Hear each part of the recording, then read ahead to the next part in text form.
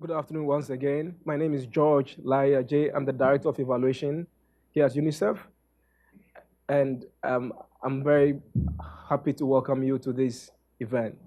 We have come together, we are reunited in this special event to launch a guidebook. I have it, I've gone through it. For those who don't have it, I have it. The guidebook indeed has been a result of true partnership with the Ministry of Foreign Affairs in Finland and IIED, as well as EVALSDGs.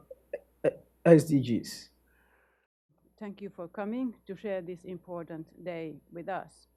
Finland, together with UNICEF, IIED and EVALSDG, we are very proud of the new guidebook, and we are really looking forward how it will be used and how useful it will be. So I'm sure that there are many countries currently planning to evaluate Agenda 2030 at national level, and I assume we all are struggling how to plan, how to mobilize resources, how to commission or conduct, implement and report evaluation. The guidelines we launched today will help you in all that.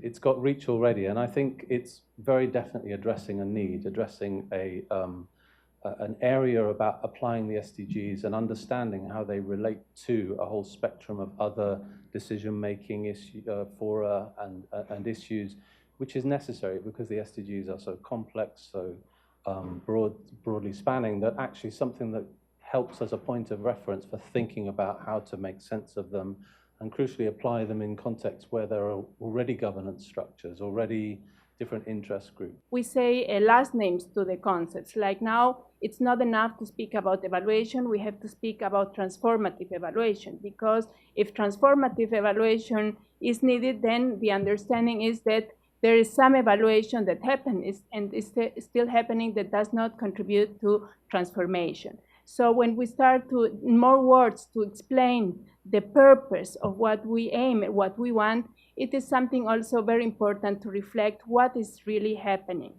The guide is actually the result of the work of 40 civil servants, evaluation professionals, and many others who have contributed, but it's also the logical consequence of the work that we have done with other partners before. We have only 10 years ahead to reach our big deadline, 2030, and the world is on fire. And then the big question is, how are the SDGs going to have an impact at all on this world? I believe, and I also have evidence that a good evaluation, with a good evaluation, it is possible to achieve progress, but you have to be able to ask the right questions. And here this guidebook can be very helpful.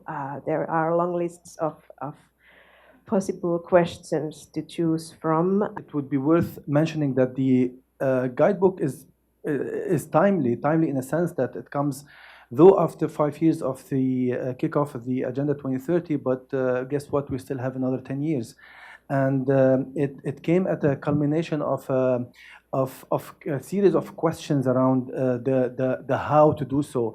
Really happy to see the principles of the 2030 Agenda reflected in this evaluation guide, and not just thinking about the SDGs and the targets and the indicators.